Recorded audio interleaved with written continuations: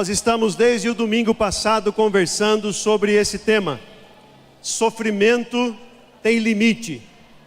Uma série de mensagens baseada no livro do pastor Edson Duque, que leva esse mesmo título. Aliás, a nossa série é que leva o título do seu livro. Sofrimento tem limite. Enquanto Deus for Deus, o mal não terá a última palavra. Nós temos ainda alguns exemplares desse livro, então se você quiser adquirir, ao final do culto, passe aqui no nosso estande de vendas e adquira o seu livro, o seu exemplar. E estamos encorajando você a levar mais um, mais dois, mais 10 exemplares, quem sabe, distribuir lá na sua família, distribuir lá no seu ambiente de trabalho. Se você especialmente é um profissional de saúde e você quer abençoar as pessoas que sofrem, eu peço que você faça isso. Certamente a mensagem desse livro vai calar fundo ao coração daqueles que o lerem. Eu tenho acompanhado a leitura e Deus tem falado muito ao meu coração e certamente falará ao seu e aos seus amigos e familiares. Então faça isso. Hoje o nosso tema é pressionados, mas não desanimados. Vimos no domingo passado que Deus sabe que sofremos. E hoje queremos meditar nesse subtema. Pressionados, mas não desanimados. Sem dúvidas alguma, o sofrimento gera pressão em nós. O sofrimento nos pressiona. O sofrimento nos incomoda. O sofrimento é ruim. O sofrimento é um peso. Mas por meio da graça de nosso Senhor e Salvador Jesus Cristo, na mediação do seu Santo Espírito, nós não desanimamos. Pressionados sim, mas não desanimados. Como é possível enfrentar o sofrimento sem desanimar? Essa é uma pergunta que quero, em nome de Jesus, responder em alto e bom som para todos vocês que estão aqui presentes e também para os nossos irmãos e amigos que nos acompanham à distância. Aliás, compartilhe essa série de mensagens com o maior número possível de pessoas, para que o evangelho da esperança, da graça de Deus atinja o coração daqueles que sofrem. E quem é que pode se levantar hoje nessa manhã e dizer assim: pastor, essa mensagem não serve para mim, eu não sofro desses males? Ninguém, nenhum de nós. Todos nós somos pressionados, mas há graça no evangelho para que não desanimemos. Continue. Lembra dessa frase, dessa palavra de domingo passado? Continue avançando. Pressionados sim, mas não desanimados. Eu não sei se você lembra, nós meditamos na vida de um profeta no domingo passado. Aliás, um grande profeta, o profeta Elias, um dos maiores nomes do Antigo Testamento, que foi também um homem de dores, um homem de sofrimento, um homem que sofreu, experimentou o sofrimento. Hoje eu quero conversar com vocês com um outro nome, um outro personagem, maravilhoso também. Talvez seja o homem de dores do Novo Testamento, depois de nosso Senhor e Salvador Jesus Cristo, obviamente. O apóstolo Paulo foi um homem também, um apóstolo, um pregador do Evangelho, um ministro do Evangelho, que conheceu de perto, muito de perto, e de maneira intensa, o sofrimento. Se eu pudesse recomendar hoje a você a leitura de um livro dele que ele escreveu, eu recomendaria a leitura completa da segunda carta que ele escreveu aos Coríntios, que é tema hoje. Eu vou pegar alguns versículos do capítulo 4 desta carta preciosa para meditar aqui com você, mas eu quero encorajar você, quem sabe ainda hoje, ou nesta semana, que você leia de uma passada só essa segunda carta, maravilhosa. O texto que escolhi para meditarmos hoje, nesse tema, está registrado no capítulo 4, a partir do versículo 16 até o versículo 18. Diz assim a palavra do Senhor: Por isso não desanimamos. Pelo contrário, mesmo que o nosso ser exterior se desgaste, o nosso homem interior se renova dia a dia. Porque a nossa leve e momentânea tribulação produz para nós um eterno peso de glória, acima de toda comparação. Na medida em que não olhamos para as coisas que se veem, mas para as que não se veem. Porque as coisas que se veem são temporais, mas as que não se veem são eternas. Curva sua cabeça, feche seus olhos. Vamos orar mais uma vez.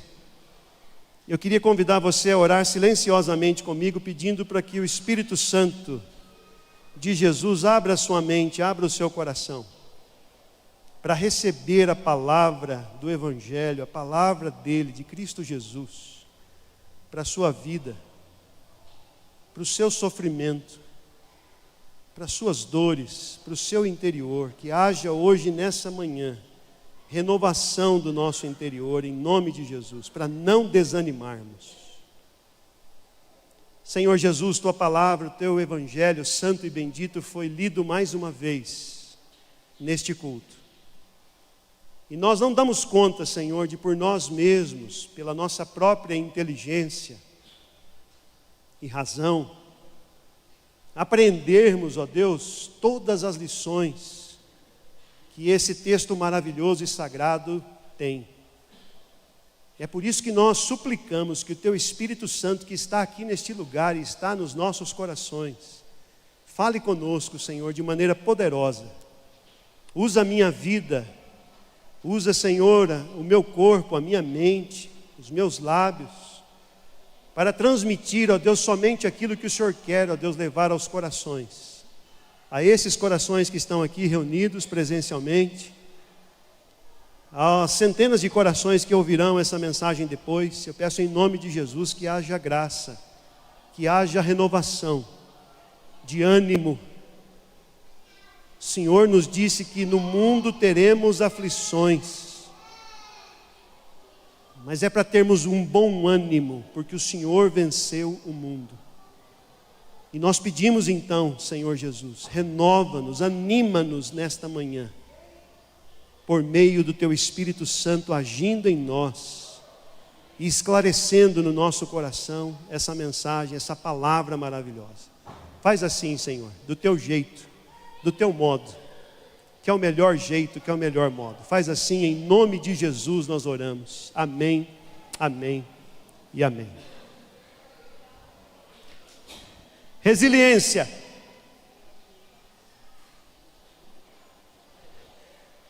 Palavra cara, palavra comum, uma palavra muito usada nos nossos dias.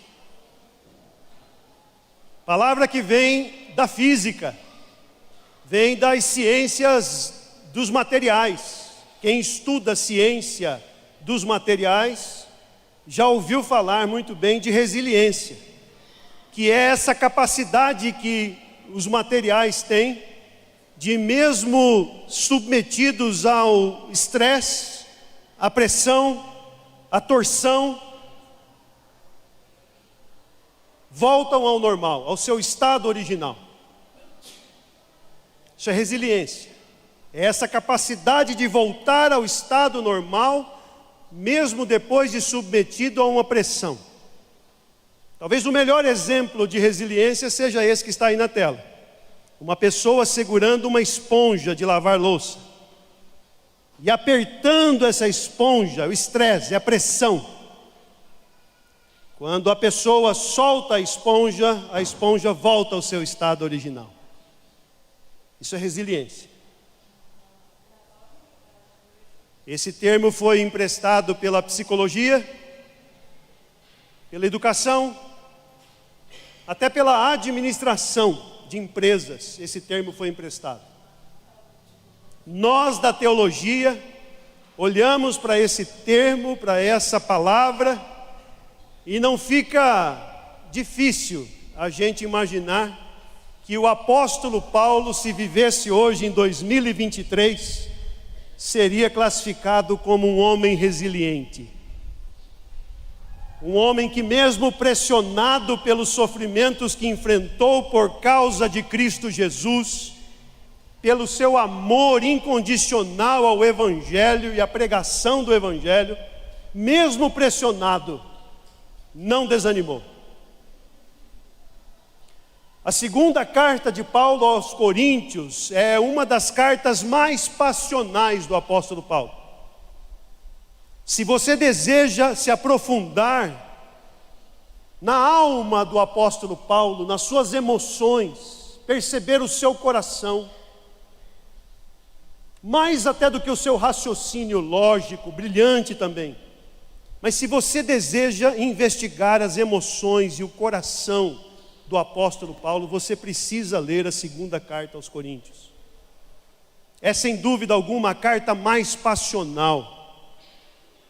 Uma carta onde ele mesmo diz, no capítulo 2, versículo 4, que ele está falando ali um pouco dos seus sofrimentos e escrevendo aquelas palavras, aquela carta em meio a muitas lágrimas. Eu pedi para o pessoal da comunicação me encontrar uma foto de uma Bíblia regada de lágrimas, manchada por lágrimas. Não foi possível dessa vez. Mas tente imaginar uma Bíblia manchada com lágrimas. É assim que eu imagino o apóstolo Paulo escrevendo essa carta.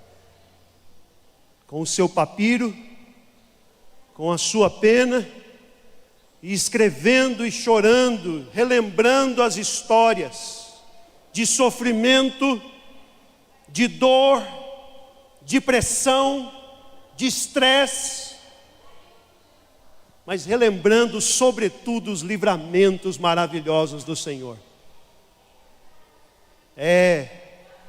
O apóstolo Paulo não escreve a segunda carta aos Coríntios como vítima, como coitadinho, como dizendo e clamando e implorando, tenham dó de mim, corintianos, Coríntios, para ser mais justo. Não tenham pena. Ele não escreve a segunda carta para que tenham pena, um sentimento de dó. Ele escreve a segunda carta como um filho amado de Deus. E isso é maravilhoso. De modo que se você está sofrendo, se você está se sentindo pressionado por alguma tribulação, por algum infortúnio na sua vida, saiba que você não está sozinho.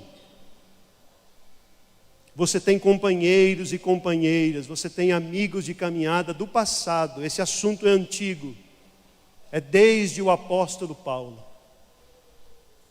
Mas a visão bíblica do remédio de Deus para o sofrimento humano me encanta muito no apóstolo Paulo.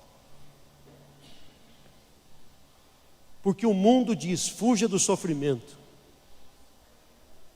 As religiões todas dizem, olha, esse é o jeito de resolver esse problema chamado sofrimento. Mas só nosso Senhor e Salvador Jesus Cristo diz, no mundo vocês terão aflições, mas tenham bom ânimo, não desanimem, eu venci o mundo. De modo que a segunda carta do apóstolo Paulo aos Coríntios é uma carta onde ele faz questão de exibir não a sua própria vitória, demonstrar não as suas próprias qualidades, a sua própria resiliência, porque toda a resiliência do apóstolo Paulo vem de Cristo Jesus, vem do próprio Deus. É assim que ele denomina, logo na abertura da carta, no primeiro capítulo, no versículo 9, de fato, irmãos, tivemos em nós mesmos a sentença de morte. Por várias vezes eu quase morri, literalmente, para que não confiássemos em nós mesmos, e sim no Deus que ressuscita os mortos.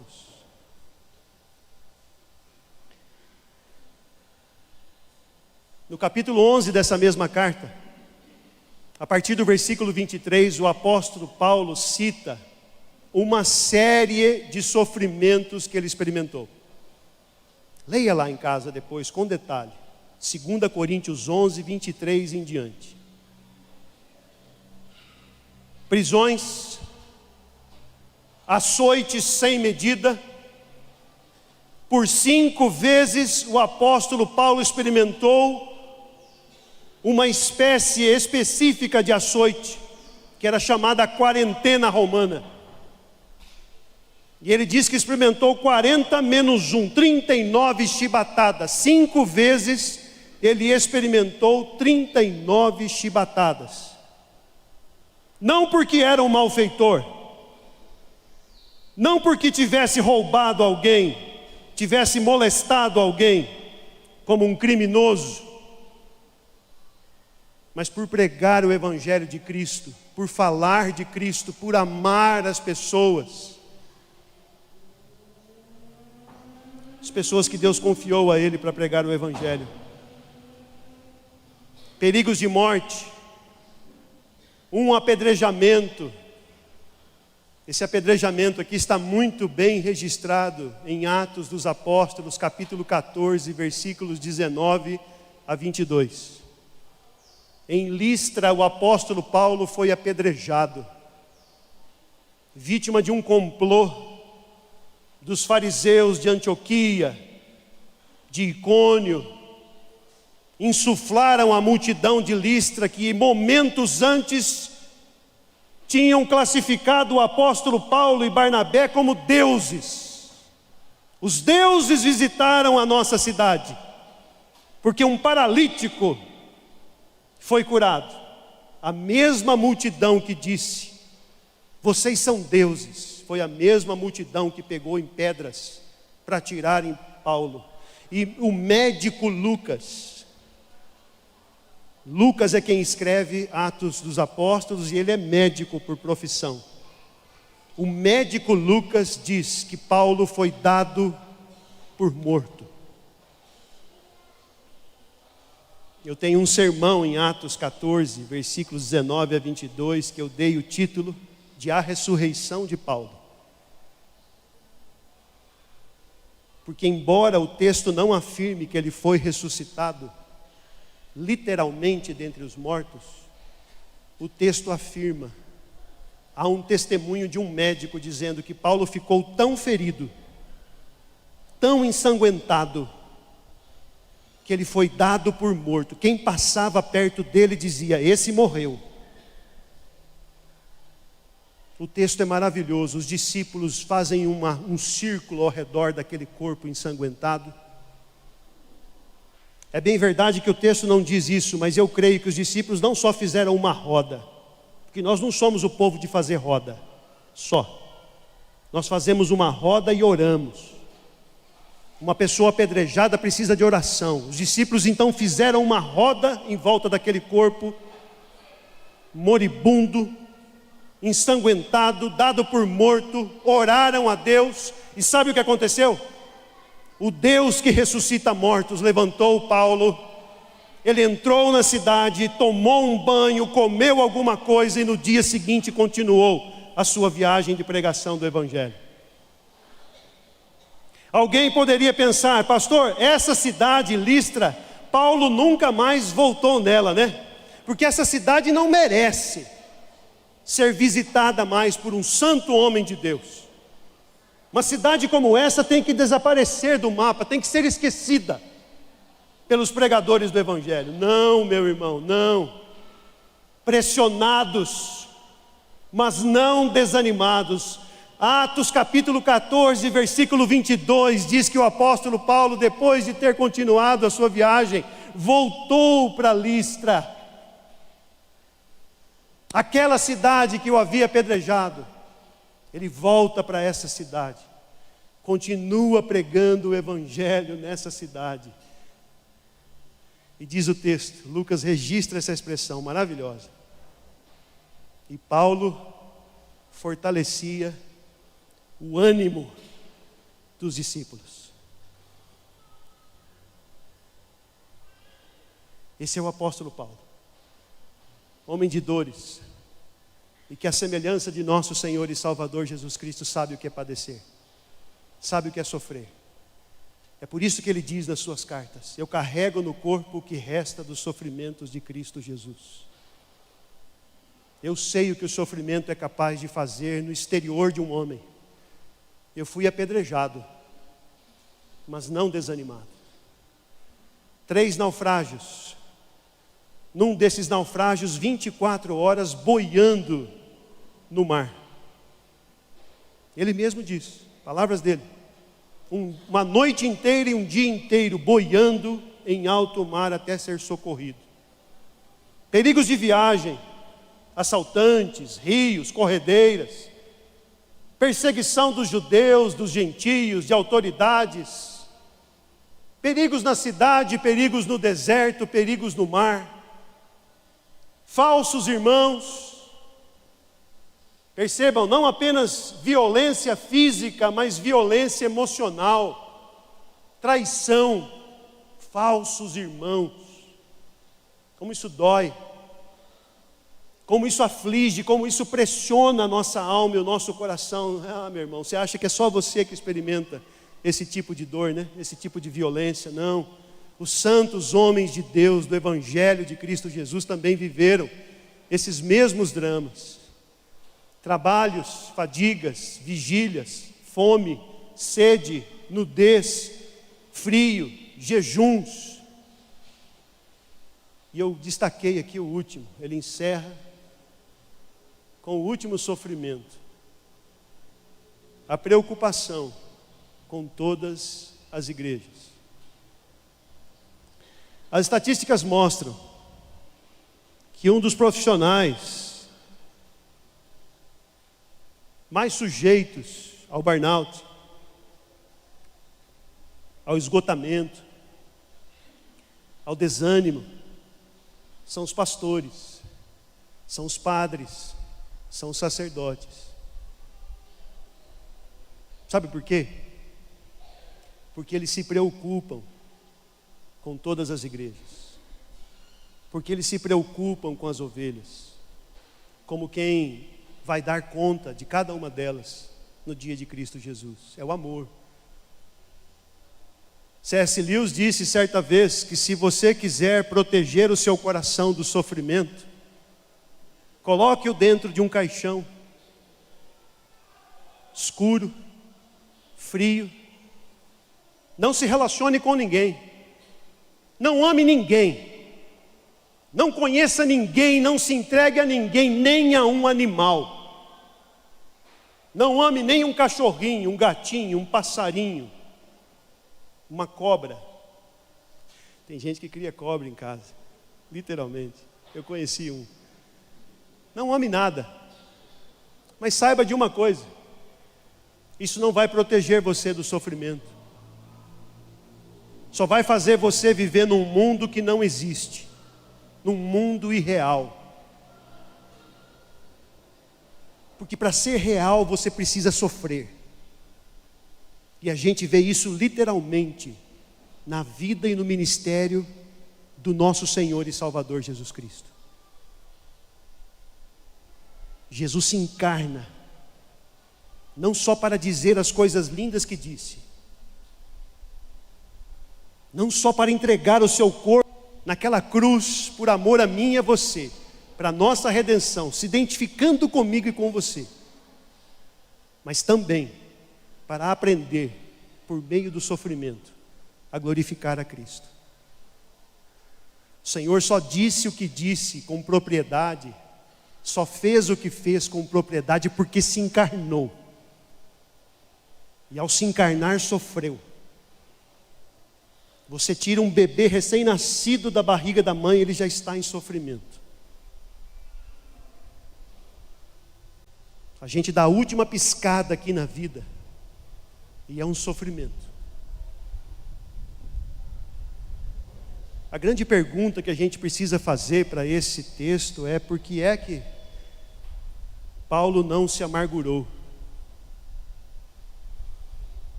Por que é que ele não ficou azedo? Por que é que ele não entrou em burnout, em esgotamento? Não. Ainda no capítulo 4, por 3 vezes ele repete a mesma expressão: não desanimamos. Apesar de todos esses sofrimentos, apesar de toda essa pressão e esse estresse, nós não desanimamos. No versículo 1, no versículo 8 e no versículo 16. Quase deu uma progressão aritmética aqui. Se fosse 15, teria dado. Os entendidos que entendam. Quase deu. A palavra desânimo no grego significa exausto, esgotado, vazio. Paulo vem e diz: apesar de todos esses sofrimentos, eu não me considero e não considero vocês pessoas vazias, exaustas, desanimadas, fatigadas. Apóstolo Paulo, qual é o segredo para viver num mundo repleto de sofrimento, mas sem perder o coração, sem perder o ânimo? Eu quero apresentar rapidamente aqui para você, à luz desse texto que acabamos de ler, 2 Coríntios 4, algumas razões. Primeiro, não desanimamos porque o Senhor renova o nosso interior todos os dias. Você pode repetir isso comigo? Bem alto, bem forte, para você mesmo, para você mesma ouvir. Vamos ler? Não desanimamos, porque o Senhor renova o nosso interior todos os dias. Mesmo que o nosso ser exterior se desgaste, o nosso ser interior se renova dia a dia, porque as misericórdias do Senhor se renovam a cada manhã. Porque o choro pode durar uma noite inteira, mas a alegria vem pela manhã. Porque aqueles que esperam no Senhor correm, não se cansam, caminham e não se fatigam, caminham e não se desanimam. Meu irmão, minha irmã, todos os dias o Senhor renova o nosso interior. Creia nisso. Não desanime. E eu sou uma prova viva disso. Como Deus tem sido misericordioso com a minha própria vida, com a minha própria família e com a minha própria igreja, porque eu tenho visto isso também na vida de vocês. Esse renovar diário de Deus. Agora deixa eu dizer uma coisa para você. Se você quer experimentar renovação diária de Deus no seu interior, você precisa se expor à palavra de Deus todos os dias. É muito assim que Deus renova o meu interior, por meio da palavra. Naqueles 10 minutos, naqueles 15 minutos, naquela meia hora de devoção, de vida devocional diária. Como Deus renova o meu interior, lendo a Bíblia, só lendo. Você quer experimentar renovação diária no seu interior? Leia a palavra de Deus todos os dias. Não comece o seu dia sem essa renovação, irmão. Mas pastor, eu estou sofrendo, mas pastor, eu estou pressionado, pressionada lá no trabalho. Pois é, por isso mesmo. Busque renovação, deixe o Espírito Santo renovar o seu interior. É isso que o apóstolo Paulo nos ensina, é isso que ele experimentava. É isso que os grandes homens e mulheres de Deus experimentam, renovação diária, principalmente pela exposição do nosso coração à Bíblia Sagrada, a palavra do Senhor. Você não imagina ainda. Se você não tem essa experiência, você está perdendo tempo. Você não faz ideia do quanto Deus é poderoso para renovar o seu interior só pela leitura da sua santa e bendita palavra. Deus sabe que eu e você sofremos. E Ele empenhou os seus anjos e o seu Santo Espírito nesse santo ministério da consolação, nesse santo ministério da renovação do nosso interior. Nós não desanimamos, não é porque nós somos fortes. Nós não desanimamos, não é porque nós somos inteligentes. Nós não desanimamos porque o Senhor todo dia renova o nosso interior. Louvado seja o nome do nosso Deus. Amém? Em segundo lugar, você pode ler comigo? Vamos lá? Não desanimamos porque aguardamos o peso de glória. Versículo 17, o apóstolo Paulo diz: porque a nossa leve e momentânea tribulação, leve e momentânea tribulação, você chama de peso insuportável. A palavra de Deus chama de leve e momentânea. Ah, mas o apóstolo Paulo não enfrentou o que eu enfrento hoje, no século 21. Realmente não. Enfrentou coisas piores. Acabei de ler com você, no capítulo 11. Nenhum de nós passou tudo aquilo que o apóstolo Paulo passou. Ele olha para tudo aquilo e diz: isso tudo é leve e momentâneo. Mas isso que é leve e momentâneo, ou seja, a tribulação que é leve e momentânea, produz para nós um eterno peso de glória, acima de toda comparação.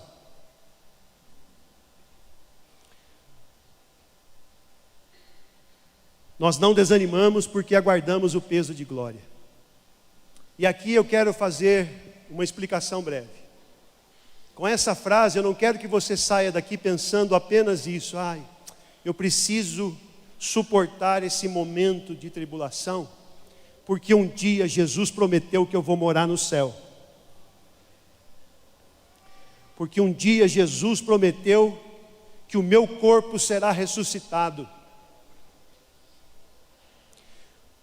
Eu preciso suportar esse momento, porque na eternidade eu vou ser eternamente feliz com Jesus. Então, aguenta aí, corpo, aguenta aí, minha alma. Não apenas por isso. Esse eterno peso de glória começa aqui. Começa a ser ministrado sobre mim e sobre você agora. Exatamente agora, nessa geografia, nessa terra. É nesse momento. O que o Paulo está dizendo aqui para mim e para você é que quando nós sofremos, o Espírito Santo não só renova o nosso ânimo, mas Ele também nos educa, nos ensina a sermos profundos, a sermos homens e mulheres sábios. Um homem profundo, uma mulher profunda. Um homem profundo, uma mulher... E agora? Uma mulher, né? Uma mulher profunda, uma mulher sábia. É um homem e uma mulher experimentado no sofrimento. Por quê, pastor? Porque o sofrimento produz. O sofrimento realiza. Deus realiza por meio do sofrimento, por meio das tribulações, um eterno peso de glória, que começa a ser experimentado por nós agora. Enquanto eu me preparava nesse sermão, eu li um sermão do saudoso reverendo Tim Keller, nesse mesmo capítulo. E ele contou ali uma história interessante. Diz que ele e a sua esposa Cat, ainda viva, estavam conversando sobre um grupo de alunos, uma espécie de seminaristas, que o Dr. Tim Keller estava mentoreando, estava ensinando, e tentando fazer com que aqueles moços de 19, 20, até 28 anos, se tornassem bons pregadores do Evangelho. Era uma escola de pregação. E ele e a Cat conversando, e ele confidenciou a ela: eu não sei o que está havendo com essa turma. Esses meninos e meninas são brilhantes. Eles têm um bom conteúdo. Eles são extremamente inteligentes. São dedicados. Se comunicam muito bem. Falam o inglês muito bem. Usam as gírias da cultura. Contextualizam sua mensagem. Não há falha técnica nos sermões. Mas eu ainda não percebo graça. Aquela graça, aquela maravilhosa graça que Jesus tinha quando pregava. Lembra dos evangelhos? E todos estavam admirados e maravilhados da doutrina que ele pregava. Porque ele ensinava e pregava não como os escribas e fariseus. A Cat, esposa do reverendo Tim Keller, e sempre elas, né? Sempre as mulheres sábias, maravilhosas. A Cat virou para ele e disse: é porque eles não sofrem. Eles pregam assim bonitinho, mas sem vida. É porque eles ainda não sofrem.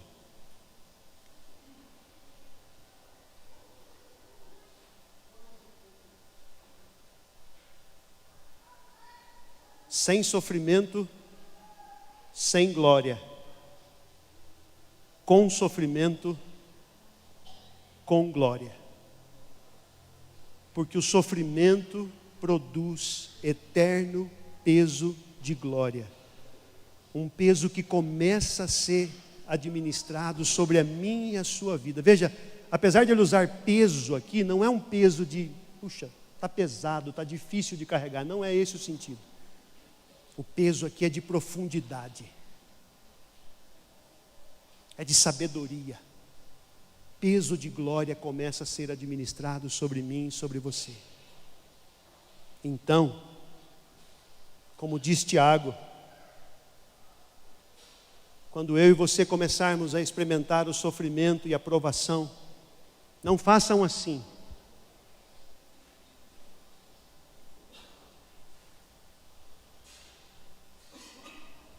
Façam assim: Senhor, eis-me aqui.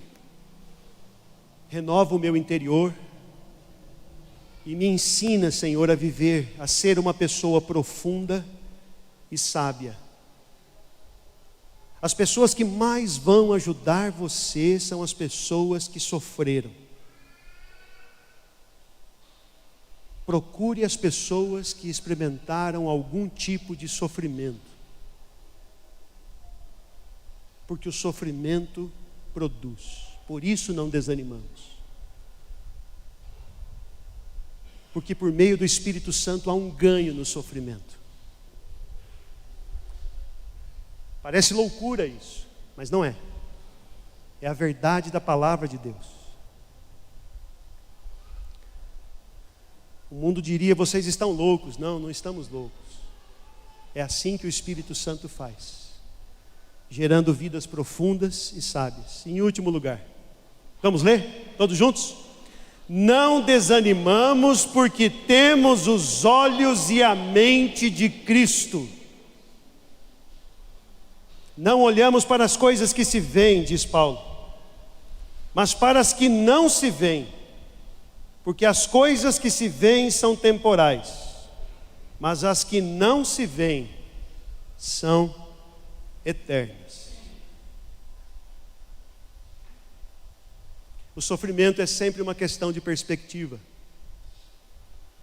Enfrentar o sofrimento, o bom enfrentamento do sofrimento é uma questão de perspectiva. É uma questão de como você olha, ou o que você olha.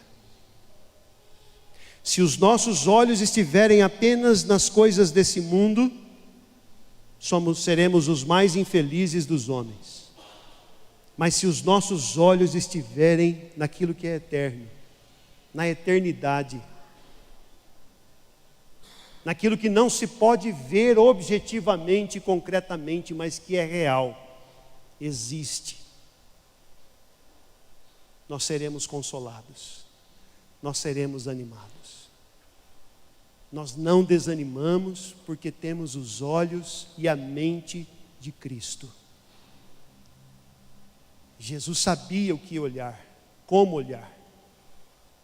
E o próprio apóstolo Paulo diz: nós temos a mente de Cristo, nós temos os olhos de Cristo. Olhe para o alto, olhe para o Senhor, olhe para essa mesa. Você não vê ninguém aqui, agora, nesse momento, atrás dessa mesa. Você olha para essas bandejas, imagina que ali há um pedacinho de pão e há um cálicezinho de suco de uva. É só isso que você vê? Nós vamos participar daqui a pouco da mesa gloriosa do Senhor. E é só isso que você vê? Porque não é só isso que está aqui. O que está representado aqui é o sofrimento de nosso Senhor e Salvador Jesus Cristo. Mas mais do que isso, é a vitória do nosso Senhor e Salvador Jesus Cristo sobre o sofrimento. Lembra do eu venci o mundo? Está representado aqui, nessa mesa. De modo que agora, eu e você vamos nos apropriar disso.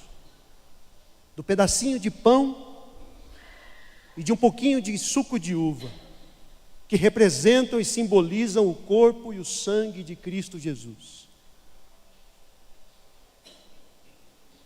Mas se os nossos olhos da fé forem abertos nessa manhã, e se crermos de todo o coração, a vitória do Senhor vai inundando o nosso coração. Curas podem acontecer hoje, nessa manhã. Ânimo pode acontecer hoje, nessa manhã. Um novo ânimo. Força, vigor espiritual, restaurado por meio do Espírito Santo. Eu termino essa mensagem com esse lindo texto. Quase que no final da carta, o apóstolo Paulo cita essa última experiência de sofrimento. 2 Coríntios capítulo 12, versículos 8 e 9, ele diz que 3 vezes eu pedi ao Senhor que o afastasse de mim.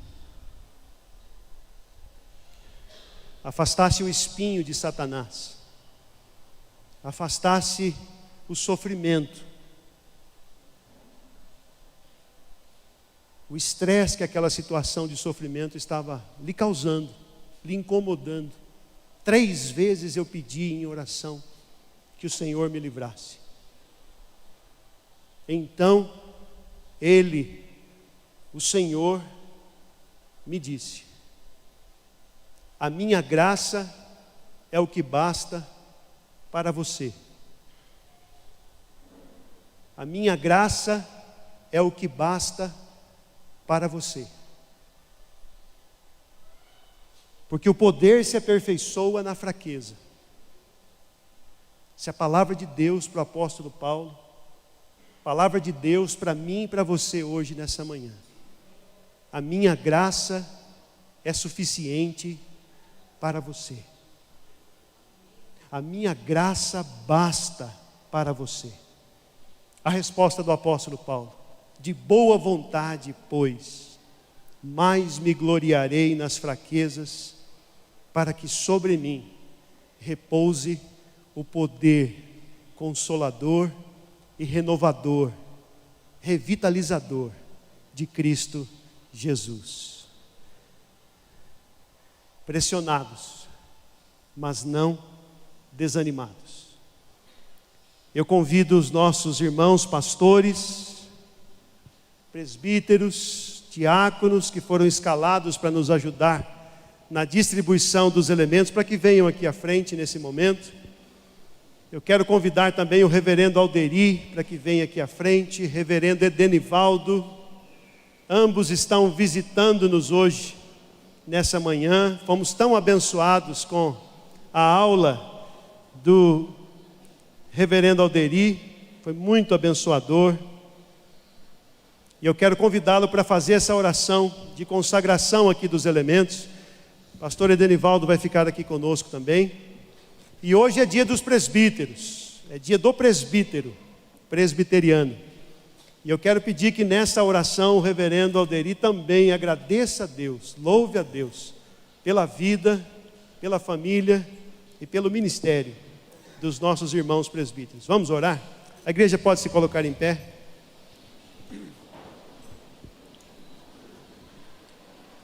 Senhor nosso Deus, muito obrigado, ó Pai, por este culto tão abençoado, pelos louvores na parte inicial, pela exposição tão rica e tão edificante da Tua Palavra, e agora por esse momento muito especial da celebração desta ordenança que Tu deixaste para a Tua Igreja, que é a ceia do Senhor.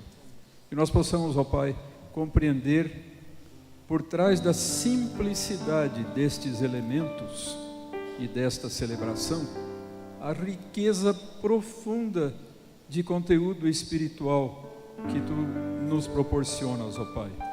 A realidade de Cristo entre nós, como disse o apóstolo Paulo, Cristo em vós a esperança da glória. Que nós possamos, ó Pai, entender que esse é o centro, é o âmago deste sacramento, desta ordenança, esse testemunho a respeito da presença maravilhosa, gloriosa e transformadora de Cristo Jesus entre nós e em nós, em cada um de nós. Abençoa-nos, ó Pai, com esta compreensão e que a celebração desse sacramento seja assim profundamente enriquecedora para as nossas vidas nesse momento. Te agradecemos também pelos nossos queridos presbíteros, ó Pai, por esses servos que Tu tens levantado para servir a Tua igreja e, acima de tudo, servir a Ti com os dons, com as capacidades, com os atributos que Tu lhes tens concedido. Que Tu os abençoes no seu ministério bíblico de pastoreio do povo de Deus, para o bem, para o progresso, para a saúde espiritual da Tua igreja. Recebe, pois, Senhor, a nossa adoração, o nosso louvor e a nossa gratidão por Cristo Jesus. Amém. A igreja pode se assentar um minuto. Nós vamos proceder como sempre. Se você é membro desta igreja, da Igreja Presbiteriana do Calvário, se você é membro de outra igreja evangélica e está nos visitando hoje nessa manhã, essa mesa é para você. Não é exclusiva da Igreja do Calvário. É para todos aqueles que amam a Cristo Jesus, que assumiram esse compromisso com a igreja local. Nós vamos proceder da forma que fazemos sempre. Os nossos presbíteros e diáconos vão passar pelas fileiras, pelos corredores. Se você estiver preparado para participar hoje da mesa do Senhor, você se coloque em pé e aguarde até que todos sejamos servidos e comunguemos juntos, experimentemos juntos do pão e do cálice do Senhor, na certeza e na convicção de que o nosso interior será renovado, já está sendo renovado pela palavra e agora pelo sacramento. Enquanto cantamos essa linda canção que nos lembra exatamente o que a ceia significa. Cristo entre nós, comigo está, Senhor. Então cante essa canção em espírito de louvor, de adoração ao Senhor, mas relembrando o seu próprio coração, que o Senhor está conosco. Ele está conosco todos os dias, renovando o nosso interior, aprofundando esse peso de glória, essas lições profundas e sábias que o sofrimento é capaz de imprimir também no nosso coração, e abençoando os nossos olhos e a nossa mente, para que os nossos olhos e a nossa mente enxerguem o invisível, enxerguem o eterno. Faça essa oração e se prepare para esse momento, em nome de Jesus.